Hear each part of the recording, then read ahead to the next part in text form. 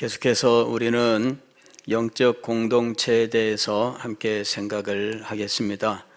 오늘 말씀의 제목은 공동체의 파괴와 회복입니다.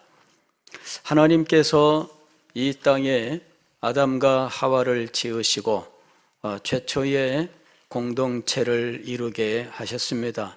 이것은 온 땅에 이 공동체가 충만케 하시려는 하나님의 거룩한 뜻이 이제 처음으로 시행되는 것이었습니다. 아담과 하와를 통하여 온 세상에 창대하게 되는, 생육하고 번성하여 땅에 충만하게 되는 하나님의 영광을 나타내는 참된 공동체를 이루는 것이 하나님의 거룩한 뜻이었습니다. 그러나 아담과 하와가 범죄함으로 이 공동체는 깨어지고 마는 것이지요. 아담과 하와 자신들이 최초에 이루었던 연합을 이루지 못하게 되는 비극을 경험하게 됩니다. 그리고 그 가정에 자녀들이 태어났으나 자녀들이 또한 형제 상잔을 일으키게 되고, 이와 같은 비극이 인류 역사 속에 대규모로 진행되면서 전쟁과 전리, 전쟁, 난리와 난리에 갖은 비극을 일으키게 되는 것입니다. 지금도 우리는 소련과 우크라이나 사이에 전쟁이 있어서 그로 인하여 많은 사람들이 삶의 터전을 상실하거나 가족들을 상실하게 되는 비극을 경험하고 있다는 것을 목도하고 있는 것이지요. 하나님께서는 이 모든 것들을 새롭게 회복시키시기를 원하십니다.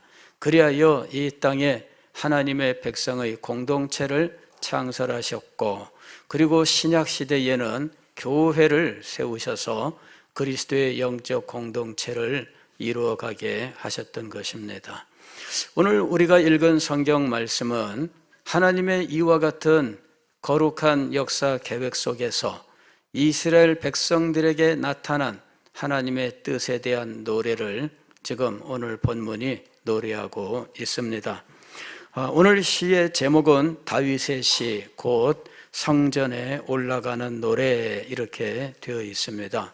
이 시는 이스라엘 역사 속에서 성전에 올라갈 때 부르는 찬송으로 사용이 되었는데, 다윗은 성전이 지어지기 전에 이 노래를 불러 하나님의 영광 앞에 나아가는 하나님의 백성들의 공동체의 그 아름다움을 노래했던 것입니다. 자, 이 말씀의 배경은 무엇인가? 분명히 이 말씀에 대하여 이렇다라고 말하고 있지는 않습니다. 그러나 다윗 시대에 있었던 한 가지 큰 사건을 그 배경으로 하고 있다고 생각을 합니다. 자, 그 배경은 무엇이냐 하면은 다윗 시대에 하나님의 법궤를 예루살렘으로 모셔 올리는 일이 있었습니다. 그리고 그 일로 인해서 이스라엘 12지파가 예루살렘에 모였고, 그리고 그들이 성전에 이 예루살렘으로 올라오는 법궤를 환영하고, 그리고 이 백성들 전체가 크게 기뻐하면서 잔치를 벌인 일이 있습니다. 바로 그 역사적인 사건을 배경으로 하고 있다, 이렇게 학자들은 이야기하고 있습니다. 자, 이 일들이 있기 이전에 법궤에 도대체 어떤 일이 일어났던 것입니까? 법궤가 엘리 제사장 말년에 블레셋 족속들과의 전쟁 때 빼앗기는 비극을 경험하게 되지요. 엘리 제사장의 두 아들이 이 법궤를 가지고 전쟁터에 나갔는데 그만 블레셋 족속에게 전쟁에는 패배하고 법궤는 빼앗기는 비극을 겪게 됩니다. 그 와중에 엘리 제사장의 두 아들은 현장에서 죽고, 이 소식을 들은 엘리 제사장은 그냥 소식을 듣고 나서 거꾸러져서 죽고, 그 집안의 며느리는 출산하다가 죽고, 하여튼 온 집안이 완전히 몰살하는 비극을 겪게 됩니다.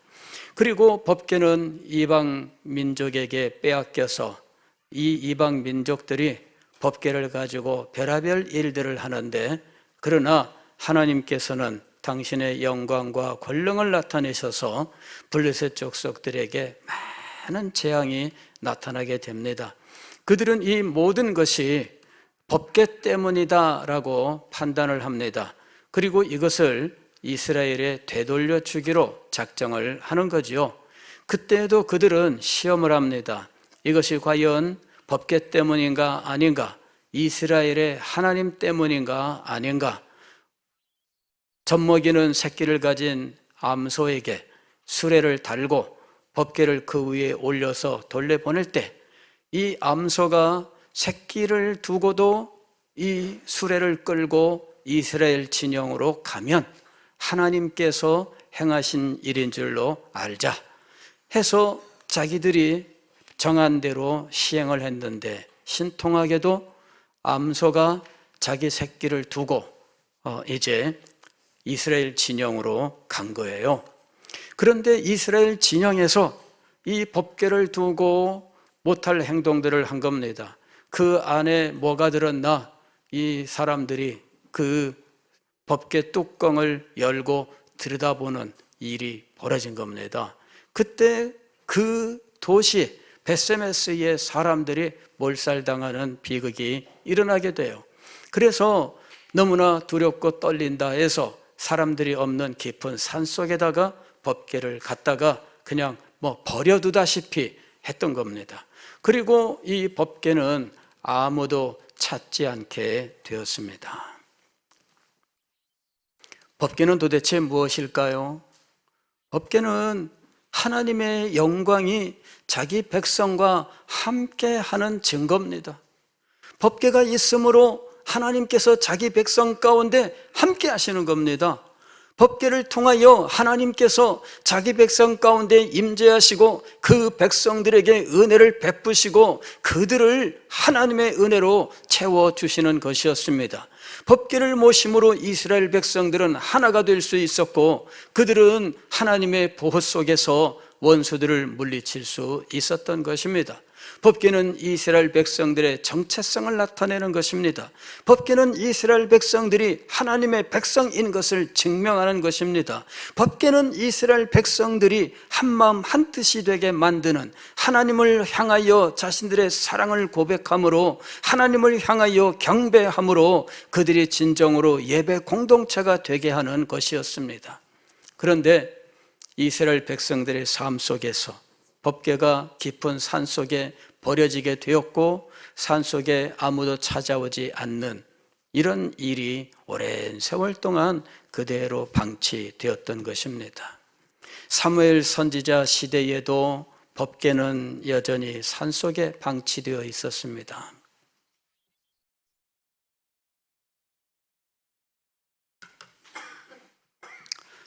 저는 사무엘 선지자를 참 사랑하고 존경합니다마는 법궤에 대한 사무엘 선지자의 이 태도는 이해가 되지를 않습니다.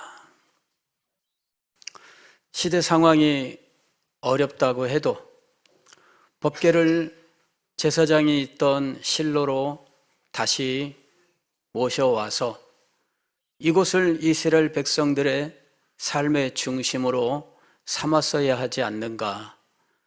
그러나 사무엘 선지자는 그런 일을 하기에는 너무나 바쁜 나날을 보냈던 것으로 보입니다. 사무엘 선지자는 한 곳에 정착한 분이 아니라 이스라엘 땅 전역을 순례하면서, 그러면서 이 백성들에게 하나님의 말씀을 전하는 사역에 힘을 썼던 분입니다.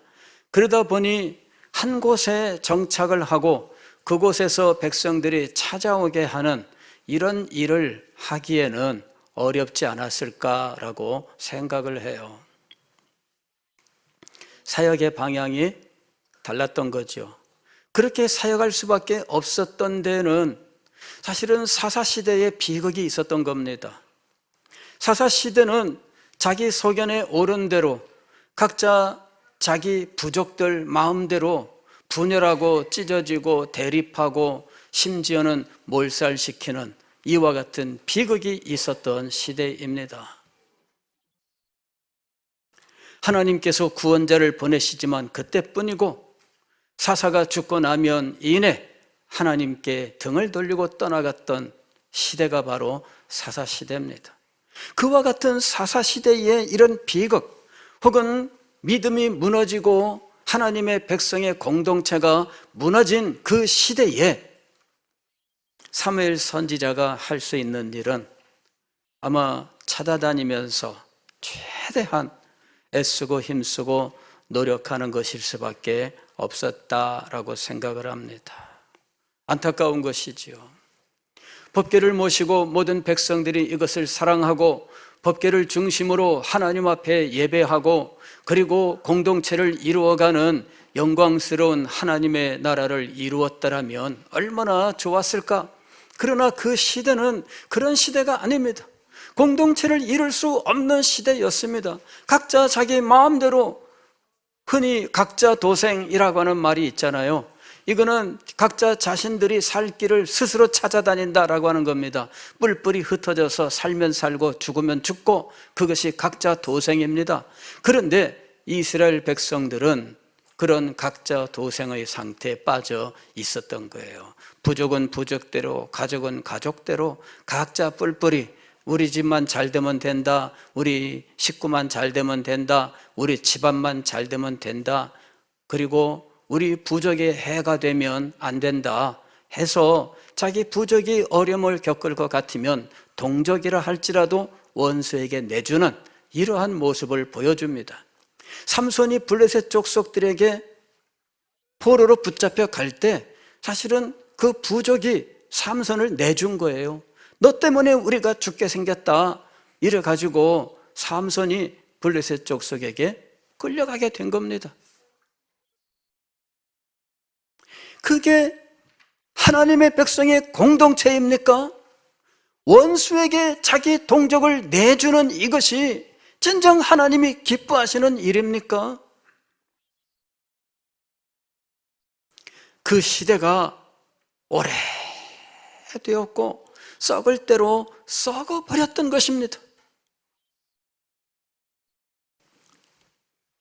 사무엘 선지자의 시대가 지나가고 사울 왕의 시대가 왔으나 사울 왕도 법궤에는 전혀 관심이 없었습니다.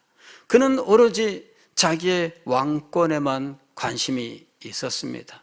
그리고 왕권의 잠재적 위협자가 되는 다윗을 그렇게 못 잡아먹어서 그를 죽이고자 수시로 군대를 보내고 직접 군대를 이끌고 쫓아가고 큰 난리를 쳤던 겁니다. 다윗이 사울 이후에 유다 왕국의 왕이 되지만 그러나 북쪽에 있는 10지파는 이 유다 지파와 함께하지 않습니다. 그래서 8년 세월 동안 분열된 상태에 있다가 겨우 이 나라가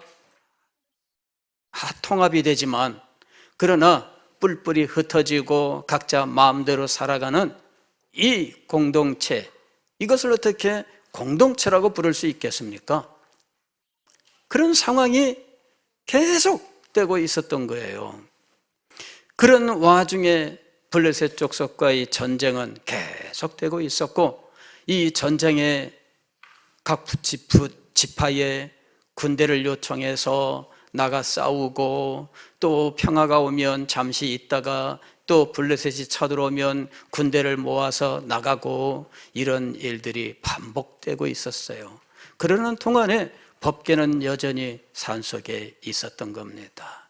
그 기간이 몇 년일까요? 정확한 기간을 산출할 수는 없지만 사무엘 시대와 사울 시대와 다윗 시대까지 합치면 최소 60년 이상의 세월 동안 이 법궤는 방치가 되었던 겁니다. 어느 날 다윗이 하나님의 법궤가 방치되어 있다는 사실을 깨닫게 되는 겁니다. 그래서 법궤를 예루살렘으로 모셔 올려야 되겠다 작정을 하고 법궤를 모셔오게 됩니다. 처음에는 실패했어요. 이거를 수레에다가 실어서 옮기는데 이 돌부리에 바퀴가 턱 걸리면서 이 법궤가 수레가 흔들리니까 법궤가 떨어질까 봐 우사라는 사람이 법궤를 탁 붙들었는데 즉사하는 일이 벌어진 겁니다. 다들 무서워했어요. 그리고는 법궤를 다시 한적한 곳에다가 방치합니다. 그리고는 다윗이 이번에는 율법을 들여다보고 법궤를 어떻게 옮겨야 되나 하나님의 말씀의 가르침을 따라서 이번에는 제사장들이 법궤를 메고 올라가는 거예요. 그때 이스라엘 군대들과 이스라엘의 각 지파들이 다 나와서 이 법궤에 오는 것을 환영하고 다윗은 그 앞에서 춤을 추고 이러면서 법궤를 모셔 올렸던 거예요. 사사시대 이후로 이렇게 이스라엘 12지파가 한자리에 모여서 하나님을 기뻐하고 즐거워했던 일이 없었습니다. 이때가 최초예요.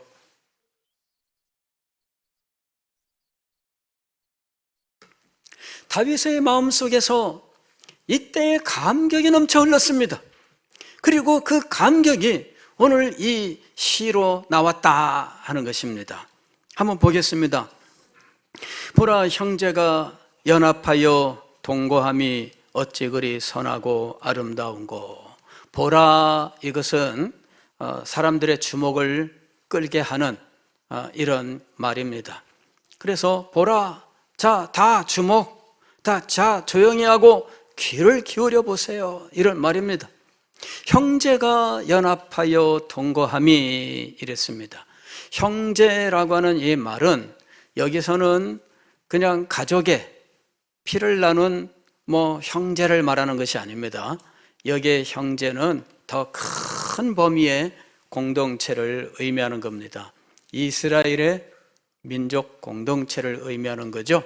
이 이스라엘의 민족 공동체가 함께 거하는 것이 어찌 그리 선하고 아름다운가 하고 감탄을 하고 있습니다. 여기 이스라엘 백성들이 벌써 수백 년 동안 사사시대와 또 사무엘 시대, 사울 시대, 다윗 왕의 통치의 전반기 동안에 얼마나 이 백성들이 뿔뿔이 흩어져 살아왔습니까? 그들은 한자리에 모여서 하나님을 예배한 적이 언제인지 기억할 수도 없었습니다. 각자 자기 집 산 쪽에 산당을 두고 섬기든지 그러는 상황이 되어버리고 말았습니다. 언제 이스라엘 백성들이 함께 모였습니까? 하나님께서 1년에 3번 너희 중에 남자들은 3번 하나님 앞에 경배를 드릴지어다. 그래서 남자들은, 여기 남자는 여성을 배제한 남자를 말하는 게 아닙니다. 집안의 가장을 말하는 거예요. 가장들이 식구들을 모두 데리고 하나님 앞에 절기를 지키러 올라왔었던 것이지요. 그래서 유월절을 지키고 또 초실절, 그리고 초막절, 장막절 이런 절기들을 지켰던 것입니다. 그런데 그 일들이 그친 세월이 얼마나 되었습니까? 그런데 오늘 다윗은 영광스럽게도 하나님의 백성들이 한자리에 모여서 하나님의 법궤를 중심에 놓고 하나님의 영광을 찬양하는 모습을 목도하고 그 아름다움에 너무너무 감격해서 이렇게 외쳤던 겁니다. 보라, 형제가 연합하여 동거함이 어찌 그리 선하고 아름다운고. 여기 아름다운고라는 말은 그 광경이 아름답다라는 말이 아니라 원어로는 이 말이 아주 기쁘고 즐겁다라는 말입니다. 선하고 정말 기쁘고 즐겁도다, 이런 말입니다. 너무나 기쁘고 즐거운 이 광경, 이것이 하나님의 백성들이 법궤를 중심으로 하여 막 천지 사방에서 몰려들고 그 백성들이 법궤를 중심으로 하여 하나님을 찬양하는 이 장면이 너무나 아름답고 너무나 기쁘고 즐겁다 하는 것입니다. 더 나아가서 이때 이루어진 이 백성들의 공동체가 얼마나 거룩한 공동체인지 2절에서는 이렇게 노래합니다. 머리에 있는 보배로운 기름이 수염 곧 아론의 수염에 흘러서 그의 옷깃까지 내림같고, 머리로부터 수염을 거쳐 옷단까지 기름이 쭉 흘러내리는 건데, 여기에 기름은 뭐 참기름, 들기름 말하는 게 아닙니다. 예, 물론 뭐 참기름도 구수하고 좋긴 합니다. 들기름도 냄새가 좋기는 해요. 그러나 여기에 기름은 향유를 말하는 거예요. 소위 말하면 향수입니다. 향수.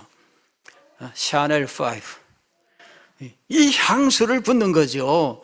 기름 부음이란 게 바로 이 장면이에요. 그래서 향수를 머리에 부었는데 얼마나 풍족하게 부었는지 줄줄 흘러내리고 있는 거예요. 과거에 예수님께서 예루살렘에 십자가를 지시기 위해 올라가셨던 그때에 한 여인이 이 향유 옥합을 깨뜨려서 예수님의 머리에 부었다. 이렇게 부었습니다. 어떤 사람은 그걸 보고 저게 값이 얼만데 그랬습니다. 그러나 값으로 따질 수 없는 우리 주님께 대한 사랑이 이 향유에 포함된 거죠. 이 여인의 마음이 거기에 담겼어요. 여인의 사랑과 믿음이 거기에 담겨 있습니다. 그런데 아론의 머리에 부어지는, 즉 대제사장의 임직 때에 부어지는 이 기름 부음은 무엇을 말하는 것인가? 이것은 그 가치를 말하는 것이 아니라 그 거룩함을 말하는 것입니다. 하나님께 드려짐으로, 하나님께 헌상됨으로 거룩하게 되는 것을 의미하는 것입니다. 이스라엘 백성들은 지상에 존재하는 그냥 단순한 국가가 아닙니다. 이스라엘 백성들은 지상에서 그저 자기들의 생명을 유지하기 위하여 일단의 사람들이 함께 모여서 안전을 도모하는 그런 단체가 아닙니다. 이들은 하나님께 바쳐진 사람들이며 하나님의 거룩한 이름으로 불리우는 하나님의 백성들입니다. 그러므로 그들이 구별된 백성이요 거룩한 백성들이 되는 것입니다. 보라, 형제가 연합하여 동거함이 어찌 그리 선하고 아름다운고. 하나님의 이름으로 구별된 하나님의 백성들의 공동체가 되었으니 그 거룩함이 어찌 그리 선하고 아름다운가 하는 것입니다. 그리고 그것을 지금 현실에서 경험하고 있습니다. 현실에서 온몸으로 느끼고 있습니다. 그 마음속에 얼마나 기쁨과 즐거움이 넘쳐나고 있습니까? 3절은 이 공동체가 얼마나 많은 무리들로 이루어져 있는지 그 풍성함에 대해서 노래하고 있습니다. 헐몬의 이슬이 시온의 산들에 내림 같도다.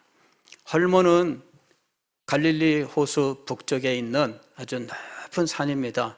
높이는 2770m가 넘는 우리나라 백두산보다 높은 이런 아주 높은 산이에요. 그리고 그 산 꼭대기는 만년설이 덮여 있습니다. 즉 언제든지 눈이 이렇게 덮여 있는 곳입니다. 그리고 그 헐몬산에서 이 눈이 녹아내리면서 내리는 계곡물, 이 물은 굉장히 맑고 깨끗해서 여름에 휴양하러 많은 사람들이 가는 관광지이기도 합니다. 그런데 이 헐몬산에 이슬이 내린다 이야기하고 있죠. 이슬이 내리면 어떻습니까, 여러분? 풀잎과 나뭇잎에 이슬이 방울방울 쫙 맺혀 있는 장면, 혹시 여러분 보신 적이 있으십니까?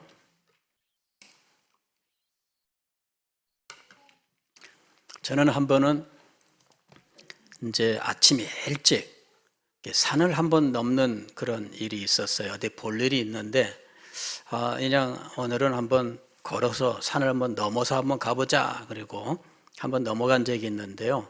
뭐 좀 오래전입니다. 근데 그 산을 넘고 나서 이 바지가 흠뻑 젖었어요. 왜냐하면은 이슬 때문에. 지나가는데 나뭇잎에 걸리고 풀잎에 스치고 하면서 그 이슬들이 막 그때마다 또르르 굴러내리잖아요. 그러면서 하여튼 바지, 허벅지부터 신발까지가 흠뻑 젖었어요. 이슬이 그렇게 많더라고요. 이건 뭐냐면은 이슬 방울방울들이 잔뜩 모여 있는 이 공동체의 모임 장면, 이런 것들을 여기서 떠올리게 하는 거예요. 그런데 이슬은 아주 맑고 깨끗하잖아요.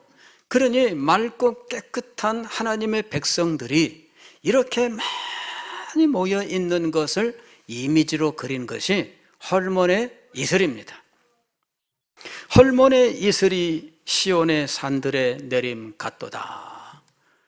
다윗이 이 백성들을 보니 법궤를 중심으로 하나님을 기뻐하며 찬양하며 노래하는 이 백성들의 모습들, 그들 중에 어떤 사람들은 기쁨에 겨워 춤을 추며 노래하는데 박수를 치고 악기를 연주하면서 모여있는 이 모습들을 볼 때 정말 이 백성은 하나님의 백성으로서 거룩하며, 그리고 이 백성들은 얼마나 순수하며 얼마나 깨끗한 하나님의 사람들인가, 그들이 모여있는 이 모습이야말로 하나님께서 기뻐하는 모습이다라는 것입니다. 이스라엘 백성들이 사사시대 이후로 수백 년 동안 누리지 못했던 공동체의 영광과 아름다움과 기쁨, 이것을 목격하며 노래하고 있습니다. 이스라엘 백성들이 이 공동체성을 상실하게 된 이유는 어디에 있었을까요? 하나님의 영광에 대하여 무지했기 때문이에요. 그들은 하나님의 영광에 대한 지식이 사라졌어요. 아예 사라진 것은 아닙니다. 물이 흘러갔던 흔적은 남았는데 거기에 물은 더 이상 흐르지 않았던 겁니다. 우리의 영혼 속에도 마찬가지입니다. 우리의 마음 속에도 마찬가지입니다. 하나님을 기뻐하며 즐거워했었던 과거의 기억들은 남아있는데, 그러나 지금은 그러한 감격들이 사라졌습니다. 모두 메말라버리고 말았습니다. 그러한 메마름 속에 그들은 세상의 유혹에 빠지고 넘어지게 되었고, 자기의 욕심과 정욕에 빠지게 되었고, 자기 한몸, 자기 가정, 이 소화만 챙기는 상황으로 빠져버리고 말았던 것입니다. 소아라고 하는 것은 무엇입니까? 이것은 나와 관계된 것만 나로 인식하는 거예요. 나랑 친한 사람만 챙겨주는 거죠. 교회 와도 나랑 친한 사람만 챙겨줍니다. 그게 소아라고 하는 거예요. 이 소아가 발달하면 공동체는 무너지게 되어 있습니다. 여기서 서너 명이 친하다고 몰려있고, 저쪽에 친한 사람들 서너 명이 몰려있고, 저쪽에 친한 사람 서너 명이 몰려있으면, 그러면 이 친한 사람들 때문에 공동체가 무너지는 거예요. 한 교회 안에서 유달리 친하게 지내는 분들은 조심해야 돼요.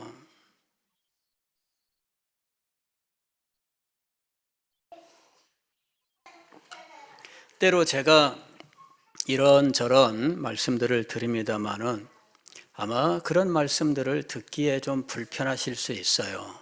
그러나 여러분, 저는 여러분을 하나님의 말씀으로 인도하는 사람으로서 말하지 않을 수가 없습니다. 그 말을 하여 어떤 분들한테는 미움을 받을 수 있지만, 그러나 말하지 않을 수 없습니다. 유달리 친해지는 것은 막을 길은 없습니다. 우리가 살다 보면 어떤 분하고는 잘 통할 수 있잖아요. 그러나 공동체가 모였을 때는 티내지 말자 하는 거예요. 티내지 말자. 그 이야기를 하는 겁니다. 개적으로 이분들이 자주 만날 수 있어요. 자주 만나서 이야기하면서 같이 어떤 견해를 같이 하면서 그럴 수 있습니다. 그거는 살다 보면은 그거는 막을 길이 없어요. 문제는 뭐냐면은 교회가 모였을 때는 티내지 말자는 거예요. 전도회 모였을 때에도 티내지 말자는 겁니다. 그런데 이렇게 티를 내면 그러면 다른 사람이 볼 때에는 문제가 되는 거예요. 저 사람들만 친하다. 이것이 나도 저 사람하고 말하고 싶은데 그 사람하고 친한 사람이 늘 옆에 있어요. 그럴 때 나는 가까이 다가가지 못하지요. 이런 문제도 있고요. 그 다음에 요달리 친하면은 나는 혼자 소외되는 느낌도 들고요. 기존 성도들 가운데 친한 사람들이 있으면 교회 새로 오는 분들은 굉장히 부담스러워하기도 하고 이런 갖가지 부작용들이 일어나요. 그래서 이 소아라고 하는 것이 오히려 교회 공동체를 깨뜨리는 일이 되는 거예요. 그래서 이 부분에 대하여 이렇게 제가 기회 닿는 대로 말씀을 드렸던 겁니다. 개인적으로 몇 분이 친해지는 건 막을 길이 없습니다. 우리는 사람이기 때문에 당연히 그럴 수밖에 없지요. 그러나 그럴 때라도 교회에 와서 편해지는 말자. 교회 와서 왜 제가 호칭할 때에도 이렇게 이 교회에 직분이 있으니 직분을 부르세요라고 이야기할까요? 직분을 부르지 않고 이름을 부르거나 야자로 하거나 이러는 상황이 되면 다른 분들에게 문제가 되기 때문이에요. 이게 공동체를 파괴하는 일이 되기 때문에 이런 부분에서 호칭 문제까지도 우리가 조심하자. 그렇게 말씀을 드린 겁니다. 소아에 빠지면 안 돼요. 나랑 나이가 같으니까 어느 날 보니까는 동갑이라고 해서 갑장이라고 해서 요달리 친해져서 늘 같이 다녀요. 교회의 교제는 갑장으로 이루어져 있는 거 아닙니다. 교회의 교제는 그리스도 안에서 이루어지는 거예요. 교회는 그리스도의 십자가의 피 흘리심으로 말미암아 세워진 겁니다. 그리스도 안에 있는 사람들이 교회를 이루게 되어 있는 겁니다. 그런데 우리가 경험하는 현실 교회는 이와 같이 그리스도의 십자가의 피 흘림으로 우리가 예수님을 믿을 때 예수 그리스도와 연합하게 되어 예수 그리스도 안에서 우리가 하나의 교회를 이루게 되는 것이지만 그리하여 우리는 지체가 되고 한 몸을 이루게 되는 것이지만 그러나 현실 교회 우리가 경험하는 이 교회는 그러나 그렇게 이루어지지 않는 이웃 경험 일들이 너무나 많은 거예요. 우리가 선택해서 이 교회에 등록을 했고 순전히 내 선택인 줄로 생각을 해요. 내가 좋으면 나오고 내가 나쁘면 싫으면 안 나와도 되는 걸로 생각을 해요.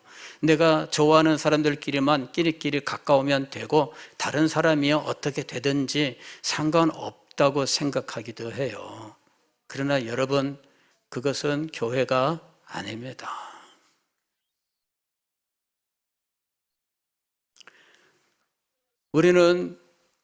우리가 경험하고 부딪히고 있는 이 현실 교회가 진정한 교회라고 생각하셔서는 안 됩니다. 진정한 교회는 그리스도 안에 있습니다. 그리고 그리스도 안에 있는 교회를 현실에 이루고자 하는 것이 우리들의 목표예요. 그리스도 안에 있는 교회를 이곳에 나타내야 됩니다. 이것이 우리가 가지고 있는 사명입니다.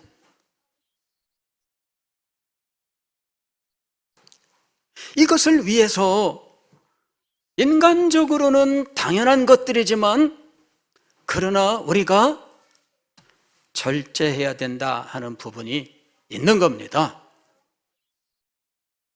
왜 우리가 혈연 중심으로 교회를 이루어가면 안 된다고 할까요?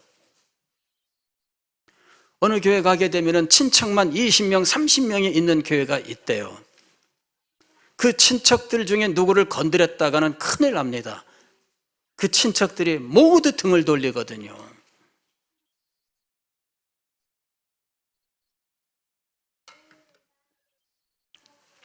여러분, 교회는 혈연으로 이루어져 있지 않아요. 혈연이 있다고 한다면 예수 그리스도의 피밖에 없습니다.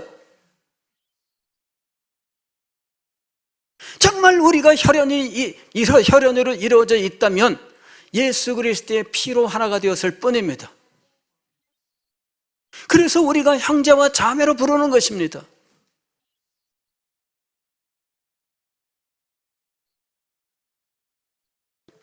교회 안에 인간적인 각양의 요소들로 친밀한 사람들이 존재합니다. 그러나 그런 것을 우리가 막을 수는 없대. 그것이 교회 공동체 안에 티내지 않도록 하는 것이 중요합니다. 그 친함이 교회 일에 영향을 미치게 해서는 안 됩니다.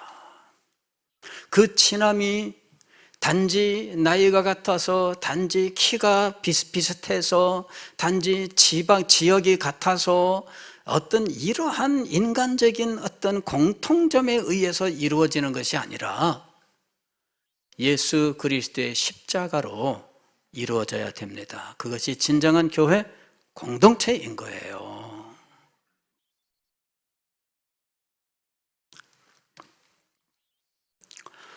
사랑하는 성도 여러분, 오늘 우리는 우리 서대신 교회가 그리스도의 피로 세워진 하나님의 교회라고 하는 사실을 다시 한번 기억합시다. 우리는 그리스도 안에서 하나가 되었습니다. 우리는 성령께서 우리 가운데 임하셔서 우리에게 역사하실 때 우리는 모두 그리스도 몸의 지체가 된 거예요. 우리가 그리스도 몸의 공동체를 이루게 된 사실은 성령이 우리 가운데 임하셨기 때문이에요. 그래서 이 공동체성을 우리가 이루기 위해서, 보존하고 더욱더 영광스럽게 이루어가기 위해서는 성령의 공동체를 이루어야 됩니다. 성령의 공동체는 어떻게 이루어집니까? 다시 이 부분에 대해서는 또 한 시간의 말씀이 필요합니다. 그리스도의 피로 세워진 성령 공동체, 이것이 오늘 우리 교회입니다. 현실에 우리가 경험하고 부대끼는 이 교회가 그리스도의 피로 세워진 성령 공동체가 될 수 있도록 우리들은 최선을 다해야 돼요. 이것을 위해서는 내 마음속에 있는 온갖 정욕과 또 인간적인 친밀함과 이런 것에 자기를 맡기지 않고 오직 그리스도와 성령의 인도하심에 자신을 맡겨야 하는 것입니다. 이 시대에 주님께서 우리에게 주신 거룩한 사명은 그리스도의 십자가로 세운 성령 공동체를 세우는 것입니다. 기도하겠습니다.